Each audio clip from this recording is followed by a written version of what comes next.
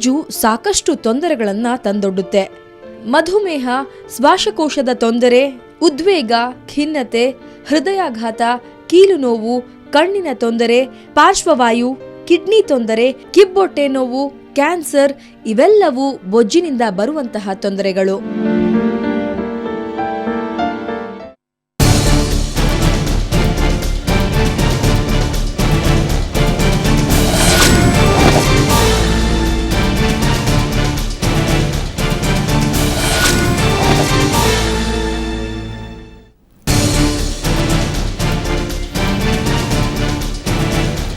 ಅಯ್ಯೋ ಬಗ್ಗೆ ವಿಶೇಷ ಕಾರ್ಯಕ್ರಮಕ್ಕೆ ಮತ್ತೊಮ್ಮೆ ತಮಗೆಲ್ಲ ಸ್ವಾಗತ. ಇಲ್ಲಿ ತನಕ ಸಾಕಷ್ಟು ಚರ್ಚೆಯಾಗಿದೆ. ಸೊ ಬನ್ನಿ, ಈಗ ನಮ್ಮ ಜೊತೆಗೆ ಜಾಯ್ನ್ ಆಗಿದ್ದಾರೆ ಡಾಕ್ಟರ್ ಪ್ರೇಮ ಅವರು, ಆಹಾರ ತಜ್ಞೆ. ಏನು ಹೇಳ್ತಾರೆ ಕೇಳೋಣ. ಪ್ರೇಮ ಮೇಡಮ್, ಎಲ್ಲದನ್ನು ಕೇಳಿದಿರ್ತಾವೆ, ಏನು ಹೇಳ್ತಿರ್ತಾವೆ? ಒಂದಂತೂ ತುಂಬ ಎಲ್ರಿಗೂ ಗೊತ್ತಿರೋ ವಿಷಯ, ಇದನ್ನು ಯಾರು ಡಿಸ್ಪ್ಯೂಟ್ ಮಾಡೋದಕ್ಕೆ ಸಾಧ್ಯನೇ ಇಲ್ಲ. ಒಬೇಸಿಟಿನ ಕಡಿಮೆ ಮಾಡಬೇಕಾದ್ರೆ ಮೊದಲನೇ ಆದ್ಯತೆ ನಾವು ತಿಂತಿರೋ ಊಟ ಸರಿಗಿರಬೇಕು ಅಂತ. ಎಷ್ಟೆಷ್ಟು ನೀವು ಎಂತೆಂಥ ಸ್ಟಡಿಗಳು ಮಾಡಿದರೂ ಕೂಡ ultimately everything finally boils down to ನೀವು ಏನು ತಿಂತೀರಾ ಅಂತ ಅನ್ನೋದು. ನೀವು ಯಾವುದೇ ಒಂದು ವಿಧಾನ ಅನುಸರಿಸಿದ್ರು ಎಲ್ಲ ವಿಧಾನದಲ್ಲೂ ಕಡೆಗೆ ಬರೋದು ನೀವು ಸರಿಯಾಗಿ ತಿನ್ನಿ ಅಥವಾ ಕಡಿಮೆ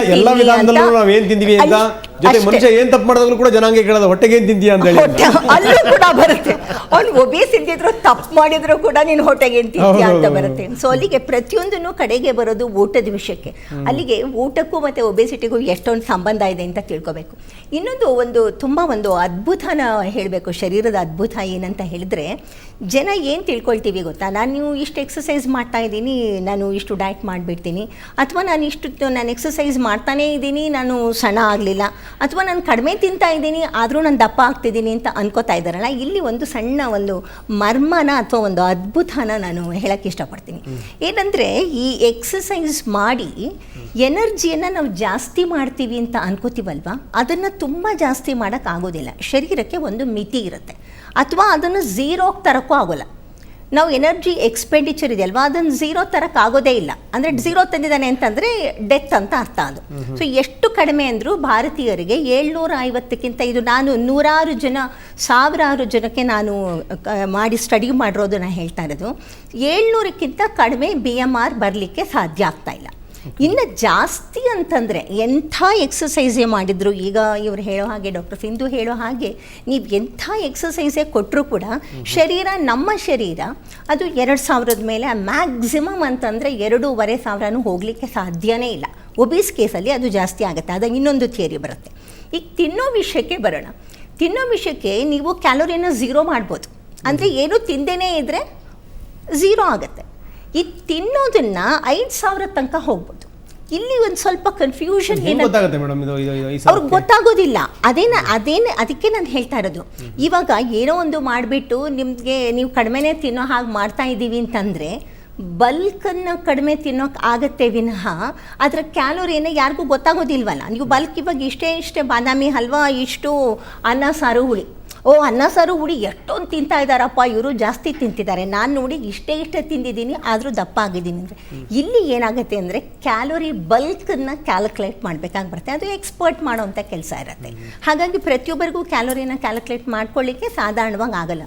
ಈ ಕ್ಯಾಲೋರಿ ನನಗೆ ಏನಾಗುತ್ತೆ, ಇಲ್ಲೇ ಮಿಸ್ಲೀಡ್ ಆಗೋದು. 0ಇಂದ 5000 ತನಕನೂ ತಿನ್ಬೋದು. ಎಷ್ಟೋ ಸತಿ ಇವ್ರು ಹೇಳಿದ ಎಕ್ಸಾಂಪಲ್ ತೊಗೊಂಡ್ರೆ ಸಾವಿರಾರು ಗಟ್ಟಲೆ ಕ್ಯಾಲೋರಿಗಳನ್ನ ತಿನ್ಬೋದು. ಇಲ್ಲಿ ಹೀಗೆ ಆಗೋದ್ರಿಂದನೇ ಈ ಒಬೇಸಿಟಿ ಇವತ್ತು ಇಷ್ಟೊಂದು ರ್ಯಾಂಪೆಂಟ್ ಆಗಿರೋದು. ಎರಡನೇದು, ಯಾವುದೇ ವಿಧಾನಕ್ಕೆ ಹೋದರೂ ಕೂಡ ಯಾಕೆ ಒಬೇಸಿಟಿಯನ್ನು ಪೂರ್ತಿ ನಾವು ಇರಾಡಿಕೇಟ್ ಮಾಡೋಕ್ಕಾಗ್ತಾ ಇಲ್ಲ ಅಂತಂದರೆ ಈ ಒಂದು ಮೇನ್ ಕಾರಣ. ಇಲ್ಲಿ ನಮಗೆ ಕ್ಯಾಲೋರಿನ ಎಷ್ಟು ಮಿತಿಯಲ್ಲಿ ಇಟ್ಕೋಬೇಕು ಅಂತ ಅನ್ನೋದು ಕಾಮನ್ ಮ್ಯಾನಿಗೆ ಗೊತ್ತಾಗೋಲ್ಲ. ಹೇಳ್ತಿರೋದೇನಂದ್ರೆ ಸಾವಿರಾರು ಕ್ಯಾಲೋರಿ ತಿಂದು ಲಕ್ಷಾಂತರ ಕ್ಯಾಲೋರಿ ಸುರಿಬೇಕು ಡಾಕ್ಟರ್ಗೆ ಅಂತ. ಖಂಡಿತವಾಗ್ಲು ಅಷ್ಟೆಲ್ಲ ಸುರಿದ್ರೂ ಕೂಡ ನಾನು ಒಂದು ಹೇಳ್ತೀನಿ, ನಾನು ಇದು ಡಾಕ್ಟರ್ ನೀವೇನು ಹೇಳ್ತೀರಾ ಆಮೇಲೆ ಹೇಳಿ, ಯಾಕೆಂದರೆ ನೀವು ಬೇರಿಯಾಟ್ರಿಕ್ ಸರ್ಜನು. ಬೇರಿಯಾಟ್ರಿಕ್ ಸರ್ಜರಿನಲ್ಲಿ ನನಗೆ ತಿಳಿದ ಹಾಗೆ ಅವರ ಫುಡ್ ಇಂಟೇಕನ್ನು ಕಡಿಮೆ ಮಾಡೋ ರೀತಿಯಲ್ಲಿ ಒಂದು ಸರ್ಜರಿಯನ್ನು ಮಾಡಿರ್ತಾರೆ. So maybe the size of the ಇಂಟೆಸ್ಟೈನೋ ಅಥವಾ ಇದು ಏನೇನಾದರೂ ಒಂದು ಅವರ ವಿಧಾನದಲ್ಲಿ ಒಂದು ಚಿಕ್ಕದು ಮಾಡಿರ್ತಾರೆ. ಅಲ್ಲಿ ಏನಾಗುತ್ತೆ, ಇಂಟೇಕ್ ಕಡಿಮೆ ಆಗಿರುತ್ತೆ ಅವರದ್ದು, ಆದರೆ ಕ್ಯಾಲೋರಿ ಇಂಟೇಕ್ ಕಡಿಮೆ ಆಗುತ್ತೆ ಅಂತ ಅನ್ನೋದು ಎಲ್ಲೂ ಇಲ್ಲ.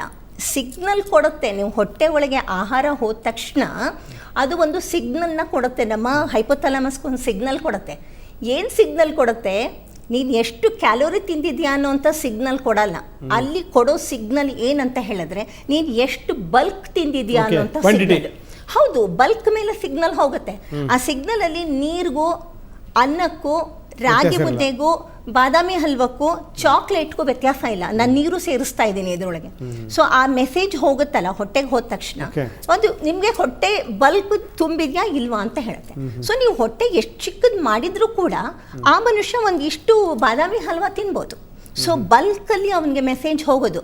ಹೊಟ್ಟೆಯಿಂದ ಹೋಗ್ಬಿಟ್ಟ ಮೇಲೆ ಅದು ನಿನಗೆ ಬಾದಾಮಿ ಹಲ್ವಾ ಅಂತ ಮೆಸೇಜ್ ಹೋಗಲ್ಲ. ಮೆಸೇಜ್ ಹೋಗೋದು ನಾಲಿಗೆನಲ್ಲಿ ಇದ್ದಾಗ ಮಾತ್ರ.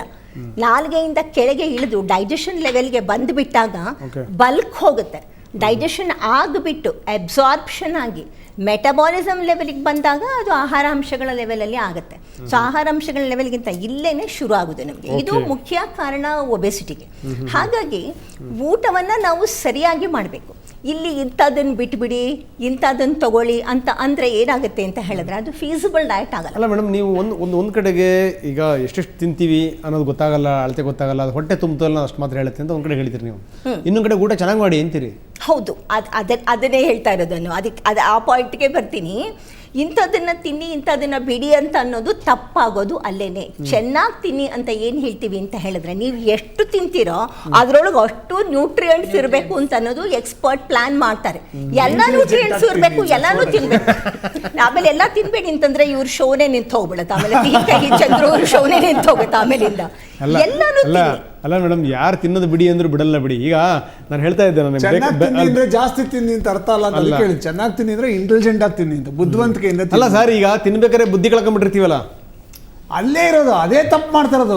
ಅದೇ ಎಡವಟ್ ಆ ತಪ್ಪಿಂದನೇ ಇಷ್ಟೆಲ್ಲ ಎಡವಟ್ ಆಗೋದು. ನಾವೆಲ್ಲ ಅಂದ್ಕೊಂಡಿರ್ತೀವಿ ಮದುವೆ ಮನೆಗೆ ಹೋಗೋ ತನಕ ಮೇಡಮ್, ಮದುವೆ ಮನೆಗೆ ಹೋಗೋ ತನಕ, ಆ ಊಟ ಟೇಬಲ್ಗೆ ಹೋಗೋ ತನಕ ಎಲ್ಲದೂ ಕೂಡ ಇರುತ್ತೆ. ನಾವು ಅಂದ್ರೆ ಎಲ್ಲಪ್ಪ ಕಡಿಮೆ ತಿನ್ಬೇಕು, ಈ ಸರಿ ಯಾರು ಫೋರ್ಸ್ ಮಾಡೋದು ತಿನ್ನಬಾರ್ದು ಅಂತ. ಯಾವಾಗ ಎಲೆ ಹಾಸಿ ಬೀಳ್ತಾವ ನೋಡಿ ಐಟಮ್ಗಳು, ಏನು ಜ್ಞಾಪಕ ಇರಲ್ಲ ಅಂತ. ರಂಗನಾಥ್ ನೀವು ಹೇಳಿದಾಗೆ ಬುದ್ಧಿ ಕಳ್ಕೊಳ್ತೀವಿ ನಾವಲ್ಲಿ. ಮನುಷ್ಯ ಅದನ್ನೇ ಆಗೋದು. ಅವನಿಗೆ ನಾಳೆಗೆ ಆಹಾರ ಸಿಗುತ್ತೋ ಇಲ್ವೋ ಅನ್ನೋ ಭಯದಲ್ಲಿ ಅವನೇನ್ ಮಾಡ್ತಾನೆ, ತಿಂತಾನೆ. ಇಲ್ಲಿ ಅದಕ್ಕೋಸ್ಕರ ನಾವು ಬಿಹೇವಿಯರಲ್ ಮಾಡಿಫಿಕೇಶನ್ ಅಂತ ಹೇಳೋದೇನೆ ಡಯಟ್ ಅಲ್ಲಿ. ಅದಕ್ಕೋಸ್ಕರ ಇಲ್ಲಿ ತುಂಬಾ ಮುಖ್ಯವಾಗಿ ಬರೋದು, ಒಂದು ವ್ಯಕ್ತಿನ ನಾವು ಕಂಪ್ಲೀಟ್ ಆಗಿ ಇವ್ಯಾಲ್ಯೂಯೇಟ್ ಮಾಡಬೇಕಾಗಿ ಬರುತ್ತೆ. ಇವ್ಯಾಲ್ಯೂಯೇಷನ್ ಅಲ್ಲಿ ಅವರ ಹೆಲ್ತ್ ಕಂಡೀಷನ್ನು, ಅವರ ನ್ಯೂಟ್ರಿಷನಲ್ ಇಂಟೇಕು, ಅವರ ಮೀಲ್ ಇಂಟೇಕಿನ ಜೊತೆಗೆ ಅವರ ಬಿಹೇವಿಯರ್ ಯಾವ ಥರ ಇದೆ towards food and towards life style ಅಂತ ಅನ್ನೋದನ್ನು ಸ್ಟಡಿ ಮಾಡಿದಾಗ್ಲೇನೆ ಒಳ್ಳೆ ಡಯಟ್ ಕೊಡೋಕ್ಕಾಗೋದು. ಇದ್ರ ಬಗ್ಗೆ ನಾನು ನಂತರ ಮಾತಾಡ್ತೀನಿ. ಏನೋ ಹೇಳಕೊಟ್ರಿ? ಇಲ್ಲ, ಈಗ ಅವ್ರು ಹೇಳಿದ್ದು ಆ್ಯಕ್ಚುಲಿ ಕರೆಕ್ಟು. ಈಗ ಏನಾಗುತ್ತೆ, ಡಯಟ್ ಅಂದ ತಕ್ಷಣ ರೈಸ್ ಬಿಡಬೇಕು, ಎಣ್ಣೆ ಪದಾರ್ಥ ಬಿಡಬೇಕು ಅಥವಾ ಇದು ಬಿಡಬೇಕು ಅಂತೇನೂ ಅಲ್ಲ, ಏನು ತಿನ್ನಬೇಕು ಅನ್ನೋದು ಇಂಪಾರ್ಟೆಂಟು. ಅದಕ್ಕೆ ನಾವು ಆಯುರ್ವೇದದಲ್ಲಿ ಸಮತೋಲನ ಆಹಾರ ಅಂತ ಹೇಳ್ತೀವಿ. ಬ್ಯಾಲೆನ್ಸ್ ಡಯಟ್ ಏನು ಅನ್ನೋದು ತುಂಬ ಜನ ಮರ್ತೋಗಿದ್ದಾರೆ. ಡಯಟ್ ಅಂದ ತಕ್ಷಣ ಸಡನ್ನಾಗಿ ಊಟ ಬಿಟ್ಬಿಡೋದು, ಬರೀ ಜ್ಯೂಸ್ ಕುಡಿಯೋದು ಅಥವಾ ಫ್ರೂಟ್ ಜ್ಯೂಸು ಅಥವಾ ಸಮತೋಲಿತ ಆಹಾರ ಏನು ಅಂತಂದ್ರೆ ಎಷ್ಟು ಸ್ವೀಟ್ ತಿಂತೀವೋ ಅಷ್ಟೇ ಅನ್ನ ತಿನ್ಬೇಕು ಅಂತ. ಈಗ ನೋಡಿ, ಈಗ ಡಿಸ್ಕಷನ್ ಅಲ್ಲಿ ಹೇಗಿದೆ ಅಂದ್ರೆ, ಫಾರ್ ಎಕ್ಸಾಂಪಲ್ ಈಗ ನೀವು ಪಂಜಾಬಲ್ಲಿ ಹೋಗ್ತೀರಾ, ಅವರು ಡಯಟ್ ಅಂತಂದ್ರೆ ರೋಟಿ paneer compulsory. Versus you go to Kerala, ಅಲ್ಲಿ ಬಾಯ್ಲ್ಡ್ ರೈಸು, ಫಿಶ್ ಕರಿ ಅಥವಾ ವೆಜಿಟೇಬಲ್ಸು. ಆಂಧ್ರನಲ್ಲಿ ಹೋಗಿ ರೈಸ್ ಇದ್ದೇ ಇರುತ್ತೆ ಕಂಪಲ್ಸರಿ, ಬಟ್ ಅದ್ರ ಜೊತೆಗೆ protein, vitamins, minerals, fibre content, ಸೊಪ್ಪಿನ ಪಲ್ಯ ಎಲ್ಲವೂ ಸೇರಿರುತ್ತೆ. ಬಟ್ ಈಗೇನಾಗಿದೆ, ಟೈಮಿನ ಅಭಾವ, ಆಮೇಲೆ ಕುಕಿಂಗ್ ಯಾರಿಗೂ ಇಂಟ್ರೆಸ್ಟ್ ಇಲ್ಲ, ಅದೆಲ್ಲ ಬಿಟ್ಬಿಟ್ಟು ರೈಸು, ತುಪ್ಪ, ಒಂಚೂರು ಚಟ್ನಿ ಪುಡಿ ಹಾಕೊಂಡ ತಕ್ಷಣ ದಪ್ಪ ಆಗ್ತಾ ಇದ್ದಾರೆ. But everybody is forgetting what is a balance diet. ಅದನ್ನ ಫಾಲೋ ಮಾಡಿದ್ರೆ ಎಷ್ಟೊಂದು ಒಬೆಸಿಟಿ ಕಂಟ್ರೋಲ್ ತರಬಹುದು. ಚಂದ್ರ ಬಹಳ ಕಷ್ಟ ನನ್ನ ಅನುಭವದಲ್ಲಿ. ಏನಂತ ಸರ್? ಒಂದು ಮನಸ್ಸನ್ನ, ಇನ್ನೊಂದು ನಾಲಿಗೆನ ಅಲ್ವಾ, ಎಲ್ಲಾ ರೀತಿಯಲ್ಲೂ. ಅದರಲ್ಲೂ ಆಹಾರ ವಿಚಾರದಲ್ಲಿ ಅಲ್ಲ, ಅದಕ್ಕೆ ಹೇಳೋದು ನಾಲ್ಗೆ ಊಟ ಮಾಡ್ತಿರೋ ನಾಳೆ ಊಟ ಮಾಡ್ತಿರೋ ಅಂತ.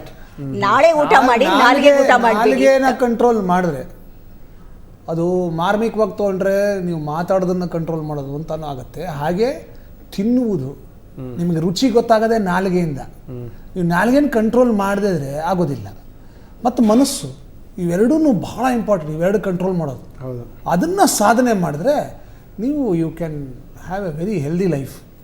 ಎಲ್ಲ ರೀತಿಯಲ್ಲೂ ಹೆಲ್ದಿ ಅಂದರೆ I am not only saying physical, ಅಲ್ಲಿ ಈಗ ಮಾನಸಿಕವಾಗಿ ಕೂಡ you will be very. Diet balanced ಇದ್ರೆ ನಾಳೆ ನಾವು ಸ್ವಲ್ಪ ಬ್ಯಾಲೆನ್ಸ್ ಆಗಿರ್ಬೋದು ಅಂತ ಹೇಳಿ. ಬ್ಯಾಲೆನ್ಸ್ ತಪ್ಪುತ್ತೆ ಅಂತ ಆರೋಗ್ಯ ಅಂತ ಏನಂತೀರಿ ಡಾಕ್ಟ್ರೆ? ಬಹಳ ನಿಜ, ಇದು ಸತ್ಯ. ಇವಾಗ ಡಾಕ್ಟರ್ ಉಷಾ ಅವ್ರು ಹೇಳಿದ್ರು ಬಿಹೇವಿಯರಲ್ ಪ್ಯಾಟರ್ನ್ ಅಂತ. ಬಿಹೇವಿಯರಲ್ ಪ್ಯಾಟರ್ನ್ ಸರಿಯಾಗಿಲ್ಲದೆ ಇದ್ರೆ ನಾವು ಸರ್ಜರಿನೂ ಮಾಡೋದಿಲ್ಲ. ಅವರು ಅವ್ರಿಗೆ ಯಾವ ಥರ ಎಕ್ಸಾಂಪಲ್ ಹೇಳಿ? ಇವಾಗ ಫಸ್ಟು ABC ಆಫ್ ಒಬಿಸಿ, ಇದು ವೆಯ್ಟ್ ಮ್ಯಾನೇಜ್ಮೆಂಟ್ ಈಸ್ D&D ಅಂತೀನಿ. ಅಂದರೆ ಡಿ ಅಂದರೆ ಡಯಟು, ಇ ಅಂದರೆ ಎಕ್ಸಸೈಸು. ಇವೆರಡು ಪ್ರತಿಯೊಬ್ಬರಿಗೂ ಗೊತ್ತಿರಬೇಕು, ಇದನ್ನು ಅಳವಡಿಸಲೇಬೇಕು. ಯಾವುದೇ ಮಂತ್ರ ಹಾಕಿ ಮಾಯ ಹಾಕಿ ಯಾವುದೇ ಪ್ಯಾಕೇಜ್ ಮಾಡಿ ಯಾವುದೇ ಬಾಟ್ಲಲ್ಲಿ ಸೆಲ್ ಮಾಡಿ ಅದನ್ನು, ಬಟ್ ಎಲ್ಲತ್ರಲ್ಲೂ there has to be a balance of diet and exercise. But ಇವಾಗ ನೀವೇ ಹೇಳಿದ್ರಿ 10 ಜನಕ್ಕೆ 4 ಜನ ದಪ್ಪ ಇದ್ದಾರೆ ನಮ್ಮ ಬೆಂಗಳೂರಲ್ಲಿ ಅಂತ. ಅಂದರೆ 4 ಜನಕ್ಕೆ ಗೊತ್ತಿಲ್ವಾ ಇದ್ರ ಬಗ್ಗೆ ಅಂತ. ಇವಾಗ ಪ್ರತಿಯೊಬ್ಬರಿಗೂ ಗೊತ್ತು ಡಯಟು ಎಕ್ಸಸೈಸ್ ಸರಿ ಇರಬೇಕು ಅಂತ, ನಿಜ. ಆದ್ರೂ ದಪ್ಪ ಆಗ್ತಾ ಇದ್ದಾರೆ. ಸೊ ಅದಕ್ಕೆ we have to see what is the reason. ಇವಾಗ ಈಗಿನ ಜನ್ರೇಷನ್ಗೆ ಹಳೆ ಜನ್ರೇಷನ್ಗಿಂತ 10ರಷ್ಟು ಬುದ್ಧಿ ಇದೆ. ಅಷ್ಟು ಇಂಟರ್ನೆಟ್ ಓದ್ತಾರೆ, ಅಷ್ಟು ಬುಕ್ಸ್ ಓದ್ತಾರೆ, ಪ್ರತಿಯೊಂದು ನಾಲೆಡ್ಜೂ ಜಾಸ್ತಿ ಇದೆ. ಆ್ಯಂಡ್ ಇದು ಈ ಚಪಾತಿಲಿ ಎಷ್ಟು ಕ್ಯಾಲರೀಸ್ ಇದೆ ಅಂತ ಕೇಳಿ ಹೇಳ್ತಾರೆ, ಈ ಟೊರಿನೋಲ್ ಎಷ್ಟು ಕ್ಯಾಲರೀಸ್ ಇದೆ ಅಂತ ಕೇಳಿ ಹೇಳ್ತಾರೆ. ಅವ್ರ ತಂದೆ ತಾಯಿ ಹೇಳ್ತಾ ಇರಲಿಲ್ಲ, ಆದರೆ ಅವ್ರು ದಪ್ಪ ಇರಲಿಲ್ಲ, ಇವರು ದಪ್ಪ ಇದ್ದಾರೆ. ಸೊ ದಪ್ಪ ಇರೋದಕ್ಕೆ there are various reasons. One is genetic, the other is body metabolic rate. Body metabolic rate ಕಮ್ಮಿ ಆಗೋದಕ್ಕೆ there are umpteen number of reasons. The third reason is ಇವಾಗ ಬರೀ ಹಂಗರ್ ಅನ್ನೋದು it is just not bodily, it is mentally. ಇವಾಗ C K Chandru ಹೇಳಿದ್ರು ಮನಸ್ಸು ಸರಿಯಾಗಿರಬೇಕು ಅಂತ. ಸ್ಟ್ರೆಸ್ ರಿಲೇಟೆಡ್ ಹಂಗರ್ ಅನ್ನೋದು ಭಾಳ ಜಾಸ್ತಿ ಆಗೋಗ್ತಾ ಇದೆ ಇವಾಗ. ಯಾಕಂದರೆ ಈಗ ನಾವು ಇಲ್ಲಿಂದ ನಾನು ಮನೆಗೆ ಹೋಗೋ ಅಷ್ಟೊತ್ತಿಗೆ ಎಷ್ಟೋ ಸ್ಟ್ರೆಸ್ಸು, ಬರೀ ಡ್ರೈವ್ ಮಾಡಿದ್ರೆ ಸಾಕು ಈ ರೋಡಲ್ಲಿ, ಬೆಂಗಳೂರು ರೋಡಲ್ಲಿ. So that itself causes so much stress, and that stress is causing a lot of ಹಂಗರ್.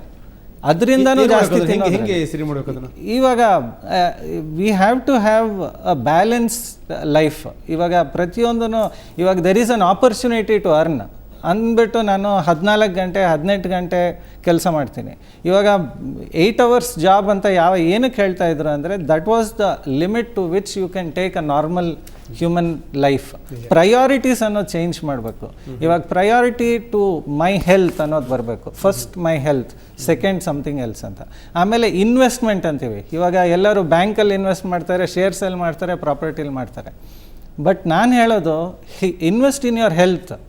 ಇವಾಗ ಇನ್ವೆಸ್ಟ್ 45 minutes ಆಫ್ ಎಕ್ಸಸೈಸ್. ಅಲ್ಲ ಹಂಗೆ ಹೇಳಿದ್ರೆ ಓಕೆ, ನೀವು ಇನ್ವೆಸ್ಟರ್ ಹೆಲ್ತ್ ಅಂತಂದ್ರೆ ಇವತ್ತಿಂದ ಡಾಕ್ಟರ್ ದುಡ್ಡು ಕಟ್ಟಬೇಕು, ಮಂತ್ಲಿ ಒಂದಿಷ್ಟು ರಮೇಶ್ ಡಾಕ್ಟರ್ಗೆ ದುಡ್ಡು ಕಟ್ಟಿ ನಾಳೆ ದಪ್ಪ ಆದಾಗ ಕೊಯ್ಸ್ಕೊಳ್ಳಿಕ್ಕೆ ಅದು ಬ್ಯಾಂಕಲ್ಲಿ ಇಟ್ಟರೆ ಅದು ನನಗೆ ಬರುತ್ತೆ. ಅವರು ದಿನ ಪಾರ್ಕ್ಗೆ ಹೋದರೆ ಅದು ಅವ್ರಿಗೆ ಉಳ್ಕೊಳ್ಳುತ್ತೆ. ಇವಾಗ invest 45 minutes of your time for exercise from the age of 40 for your life after 60 ಅಂತೀನಿ. ಯಾಕಂದರೆ ಇವತ್ತು ಅವರು ಎಕ್ಸಸೈಸ್ ಮಾಡೋದು ಅವರು ಮುಂದೆ ಅವರ ಆರೋಗ್ಯನ ಕಾಪಾಡ್ಕೊಂಡು ಬರುತ್ತೆ. ಇದು ಭಾಳ ಮುಖ್ಯ. ಆದರೆ ಇಷ್ಟೆಲ್ಲ ಹೇಳಿದ್ರು ಇವಾಗ ನಾವು ಹೇಳ್ತೀವಿ ಡಯಟ್ ಅಂತ ಭಾಳ ಚೆನ್ನಾಗಿ ಹೇಳ್ಬಿಡ್ತೀವಿ. ಆದರೆ ಎಲ್ಲರೂ ಡಯಟ್ ಮಾಡ್ತಾ ಇಲ್ಲ ಅಂತ ಏನಿಲ್ಲ. ದಪ್ಪ ಇರೋರು ಭಾಳಷ್ಟು ಜನ ಹೇಳ್ತಾರೆ ನಾನು ಇಷ್ಟೇ ತಿಂತೀನಿ ಆದರೂ ದಪ್ಪ ಇದ್ದೀನಿ ಅಂತ. That is because their body metabolic rate is very low. ಇಷ್ಟೇ ತಿಂತೀವಿ ಅಂತ ಅನ್ನೋದು ಬಲ್ಕ್ ಅವ್ರಿಗೆ ಕ್ಯಾಲ್ಕುಲೇಟ್ ಮಾಡಕ್ ಬರ್ತಾ ಇಷ್ಟೇ, ಕ್ಯಾಲೋರಿ ಮಾಡಕ್ ಬರ್ತಿಲ್ಲ. ಎಲ್ಲರೂ ಬಾದಾಮ್ ಹಲ್ವಾ ತಿನ್ನೋದಿಲ್ಲ, ದಪ್ಪ ಇರೋರು ಎಲ್ಲರೂ ಬಾದಾಮ್ ಹಲ್ವಾ ತಿನ್ನೋದಿಲ್ಲ. ಈವನ್ ಚಪಾತಿ ತಿನ್ನೋರು, ರಾಗಿ ಮುದ್ದೆ ತಿನ್ನೋರು ದಪ್ಪ ಇದ್ದಾರೆ. ನಿಮಗೆ ಹೆಲ್ಪ್ ಮಾಡಕ್ಕೆ ಭಾಳ ಒಂದು ಏನು ಅಂದರೆ ಕೊಯ್ಸ್ಕೊಂಡ್ರಿಗೆ ತುಂಬ ಒಂದು ಪ್ರಜ್ಞೆ ಇದ್ದೇ ಇರುತ್ತೆ ಮೇಡಮ್. ಇಷ್ಟೊಂದೆಲ್ಲ ಕಷ್ಟಪಡಿಸ್ಕೊಂಡು ದುಡ್ಡು ಹಾಕಿ ನಮ್ಮ ಬಾಡಿ ಕೊಯ್ಸ್ಕೊಂಡಿವಪ್ಪ, ಇನ್ನೇನು ಮತ್ತೆ ಬೆಳೆಸ್ಕೊಂಡು ಎಡವಟ್ಟಾಗತ್ತೆ ಅಂತ ಹೇಳಿ ಅಂತ. ಅಲ್ಲಲ್ಲ, ಯಾಕಂದ್ರೆ ನೀವು ಆಗಲೇ ಒಂದು ಮಾತನ್ನ ಹೇಳಿದ್ರಿ, ತಿನ್ಬೇಕಾದ್ರೆ ನಮ್ಗೆ ಗೊತ್ತಲ್ಲ, ನಮ್ಮ ಬಾದಾಮಿ ಹಲ್ವಾನೇ ಪೂರ್ತಿ ತಿನ್ನಕ್ಕಾಗಲ್ಲ ನಾವು ಹೊಟ್ಟೆ ತುಂಬ. ಗೊತ್ತಾಗೋದಿಲ್ಲ ಕ್ಯಾಲೋರಿನ ಖಂಡಿತ ಕ್ಯಾಲ್ಕುಲೇಟ್ ಮಾಡಕ್ಕೆ. ನೀವು ಎಕ್ಸ್ಪರ್ಟ್ ಇದ್ರೆ ನಮಗೇನೆ ನಾನು ಹೇಳ್ತೀನಿ, ಈಗ ನನ್ನ ಮುಂದೆ ನೀವು ಒಂದು ಆಹಾರ ಇಟ್ಬಿಟ್ರೆ ಅದ್ರಲ್ಲಿ ಏನು ಇಂಗ್ರೀಡಿಯೆಂಟ್ಸ್ ಇದೆ ಅನ್ನೋದ್ರ ಮೇಲೆ ಕ್ಯಾಲೋರಿ ಬರುತ್ತೆ. ಅಂದ್ರೆ ನಾವೇನು ಹೇಳಿದ್ರು ಅದು ತಲೆ ಒಳಗಡೆ ಹೋಗಲ್ಲ. ಒನ್ಸ್ ಹೆಲ್ತ್ ಕಾನ್ಶಿಯಸ್ ಬಂದಾದ್ಮೇಲೆ ನಾವು ಮಾಡಿರೋ ತಪ್ಪೇನು ಅಂತ ನಮಗೆ ಗೊತ್ತಾಗತ್ತೆ. ಬಟ್ ಗೊತ್ತಾದ್ರೂ ಆಮೇಲೆ ಡಾಕ್ಟರ್ ಹೇಳ್ದಂಗೆ ಇನ್ವೆಸ್ಟ್ ಮಾಡಿದ್ರಿ ಅಂತ ಹೇಳ್ಬಿಟ್ಟು, if you are not investing on your health after certain age, we will have to spend a lot of money for the diseases, especially for heart disease agli, liver diseases agli, any other diseases. When we went to doctor hatra hodaga, doctor adanella explain ಮಾಡಿದಾಗ future planning ಅಲ್ಲಿ ಎಷ್ಟು package ಅಲ್ಲಿ ಎಷ್ಟು ಖರ್ಚಾಗುತ್ತೆ ನಿನಗೆ ಅಂತ ಹೇಳ್ಬಿಟ್ಟು doctor ಹೇಳಿದಾಗ ನೋಡಿದಾಗ ಭಯ ಬಂದು ಗಂಟೆ ಹೊಡೆದಾದ್ಮೇಲೆ ಹೆಲ್ತ್ ಕಾನ್ಶಿಯಸ್ ಆಗಿ ಹೆಲ್ತ್ ಬಂದಿದ್ದು. ಅಲ್ಲಿವರೆಗೂ ಇದೆಲ್ಲ ಆಗ್ಬೋದು ನನಗೆ ಅಂತ ತಲೆ ಒಳಗಡೆನೂ ಇರ್ತಾ ಇರಲಿಲ್ಲ. ಏನು ಒಳ್ಳೆ ಕೆಲಸ ಸರ್, ಆದಷ್ಟು ಬೇಗ ಗಂಟೆ ಹೊಡಿತಿಲ್ಲ, ಶಂಕ ಓದಬೇಕಾಗಿತ್ತು. ಏಟು ಬಿದ್ಮೇಲೆ ಗೊತ್ತಾಗೋದು ಅನ್ನೋದು ನಿಜ. It is like quitting smoking. Cigarette ಸೇದುವಾಗ ಒಂದೇ ಸಿಗರೇಟ್ ಸೇದ್ತೀನಿ, ಬಿಟ್ಬಿಡ್ತೀನಿ, ನಿಧಾನಕ್ಕೆ ಬಿಡ್ತೀನಿ. ಇದು ಯಾವುದು ಬಿಡಕ್ಕೆ ಸಾಧ್ಯನೇ ಇಲ್ಲ. ಅದು ಇಲ್ಲೇ ಬರಬೇಕು, ಬಿಡಬೇಕು ಅನ್ನೋದು ಇಲ್ಲಿ ಬರಬೇಕು, ಆವಾಗಲೇ ಬಿಡೋಕ್ಕಾಗೋದು. ಅಲ್ಲಿ ತನಕ ಅದ. ಹಾಗೇನೆ ಇದು ಕೂಡ ಆರೋಗ್ಯ ಅನ್ನೋದಿದೆಯಲ್ಲ, ಅದು ಇಲ್ಲಿಗೆ ಬರಬೇಕು. ನನ್ನ ಆರೋಗ್ಯನ ಕಾಪಾಡ್ಕೋಬೇಕು, ನನ್ನ ವೆಯ್ಟ್ ಕಡಿಮೆ ಮಾಡ್ಕೋಬೇಕು, ಆರೋಗ್ಯದ ಬಗ್ಗೆ ಜಾಗೃತಿ ಬರ್ಬೇಕು. ಅನಾರೋಗ್ಯ ತಲೆಗೆ ಅದು ಬರೋ ತನಕ ಅದು ಆಗೋದಿಲ್ಲ. ಅದು ಯಾವಾಗಲೂ ಈ ಥರ 1 ಗಂಟೆ ಹೊಡೆಯುತ್ತೆ, ಆವಾಗಲೇ ಅದು ಬರೋದು. ನಾವು ನನ್ನ ಬಾಡಿನ ನಾನು ಇಳಿಸ್ಕೋಬೇಕು, ನಂದು ವೆಯ್ಟ್ ನಾನು ಮೇಂಟೈನ್ ಮಾಡ್ಕೋಬೇಕು ಅಂತ ಬಂದರೆ ಮಾತ್ರ ನಮ್ಮ ಕೈಲಾಗುತ್ತೆ. ಎಸ್ ಸರ್, ಏನು ಮಾಡೋಕ್ಕಾಗಲ್ಲ. ನಿಜ. ಸೊ ಆಗಲೇ ನಾವೊಂದು ಫ್ಯಾಷನ್ ಝಲಕ್ ತೋರಿಸಿದ್ವಿ ನಾವು. ನಾನು ಹೇಳ್ತಾ ಇದ್ದೆ ಬಹಳ ಜನಗಳಿಗೆ ಯಾರು ಈ ಪ್ರೋಗ್ರಾಮ್ ನೋಡ್ತಾ ಇದ್ದಾರೆ, ಒಂದಷ್ಟು ಹೆಲ್ತ್ ಬಗ್ಗೆ ಒಂದಷ್ಟು ಜಾಗೃತಿ ಬರಲಿ ನಿಮಗೆ. ಒಂದು ಪಕ್ಷ ನೀವು ದಪ್ಪ ಆಗೋದೇ ಕಂಟಿನ್ಯೂ ಆಯಿತು ಅಂತಂದರೆ ನೀವು ಯಾವುದೇ ಸಂದೇಹ ಇಲ್ಲದೇ ಇಂಥ ಒಂದು ಸ್ಪರ್ಧೆಗಳಲ್ಲಿ ನೀವು ಭಾಗವಹಿಸ್ಬೋದು. ಅದನ್ನು ಆ ವಿಜುವಲ್ಸನ್ನು ನೋಡ್ತಾ ಮತ್ತೊಮ್ಮೆ ನಾವು ಬ್ರೇಕ್ ಮಾಡೋಣ. 총각 지우시게 나셔라